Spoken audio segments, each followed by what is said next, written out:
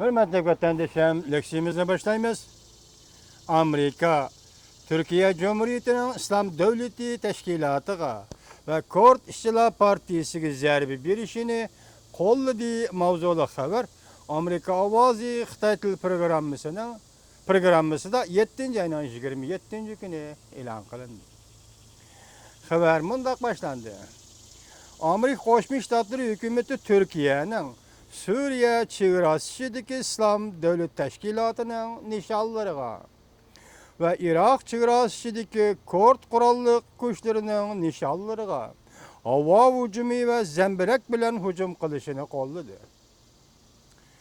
Bu bayanat ilan kılınıştan bir hafta burun Türkiye devlet işçide yüz bergen zoravallıklı yukarı işki teşkilat orunlaştırdı dep görsetken idi. Bu işki teşkilat özara hem birbiriga düşman idi. Aksaray'ın bayanatçısı yakşembe günü bayanat ilan kılıp mundaq görsetdi. Türkiye zoravallığa münasebetlik nişanlığa herket kullanışqa hukukluk.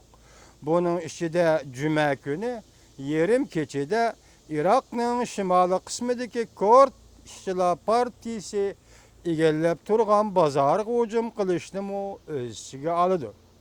Bu eş 2013-yılı kilişim imzalanğanlığı jakarlanğan günden başlap Türkiye hükümeti Kurtlarning bu kanunsuz teşkilatıga tunji qitim zerbe bergen boludu.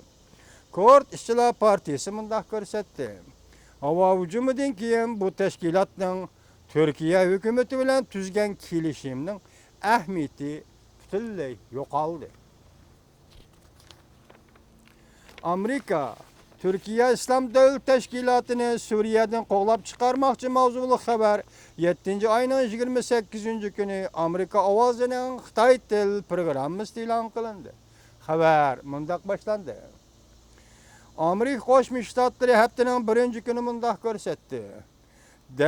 Haftanın birinci günü mundaq görsetdi. Türkiye bilen bir plan tüzüp atqanlığını, hücum kılıp İslam Devlet Teşkilatı'nı Suriye'den qoğlap çıkarmakçı bolğanlığını görsetdi. Bu plan Türkiye'nin İslam Devlet Teşkilatı ve radikal teşkilatlarına zerbi birleştirişçiliğini texmi çoğunqurlaştırdı. Bir nefer Amerika emeldarı mundaq görsetdi. Bunda qilish maqsadimiz İslam Devlet Teşkilatı cheklangan rayını berpa qilish orqali Türkiye bilan Suriye o'rtasidagi chegara bexatarligini kapolatga qilish. Lekin bu amaldor yana mundaq ko'rsatdi. Amerika bilan Türkiye'nin birlashib harbiy harakat qo'llanishi diqqat vatandoshim. Amerika bilan Türkiye'nin birlashib harbiy harakat qo'llanishi mecburen degidek çeklengen uçuş rayını kuruştan direkt vermeydi. Bu hem Türkiye'nin uzun müddetlik talebidir. Biz yukarıda Türkiye'nin Suriye'deki ve Irak'taki işki teşkilat kabri Kurt İşçiler Partisi'nin teşkilatı yani birisi İslam Devlet Teşkilatı zar bergenli ki bu otur şart siyasi vaziyetinin tuyuksuzluğu başka bir noktada terakki kılıvatkallıqını başka bir basquşqa kirip qalğanlığını görsetdi. Bolupmu kişini hayran kaldırdıgan bir nokta şu boldu ki bu qitim Amerika Koşmuş Ştatları hükümeti Türkiye'nin bu harbiy hareketini mesela Irak'taki Kurtlarga, Şimali Irak'taki Kurtlarga karşı harbiy hareketini, şundaqla İslam Devleti Teşkilatı'ya karşı harbiy hareketini, Türkiye Cumhuriyeti'nin bu harbiy hareketini Amerika Koşmuş Ştatları qolladı. Vaziyet tuyuqsuzla O'rta Sharq rayonida mushundaq o'zgardi. Dal mushundaq paytda mesela 28.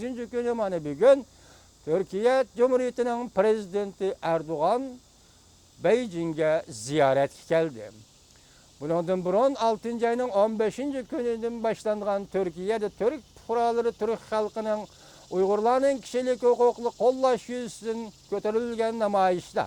Bolup 7. ayının 4. 5. günü yüksek evcigi çıkan namayişte ve şu vaxtda Türkiye'de Uygur meselesini götürüşten, Uygur meselesi halkaralaştırıştan en yüksek bir pellegi çıkan şundaq bir peyttir de Prezident Erdoğan'ın Beijing'ini ziyaret kılışı şundaqlı O'rta Sharqda Amerika Qo'shma Shtatlarining qo'llashiga erishgan va O'rta Sharqda ikki terrorist tashkilot, masalan Islom davlat tashkiloti va Shimoliy Koreyaga hujum qilish harbiy harakatini Amerikaning qo'llashiga erishgan mushundaq bir paytda Prezident Erdo'g'an Beijingni ziyorat qildi. Keyingi vaziyatning taraqqiyotiga diqqat qilib turamiz vatandoshlar.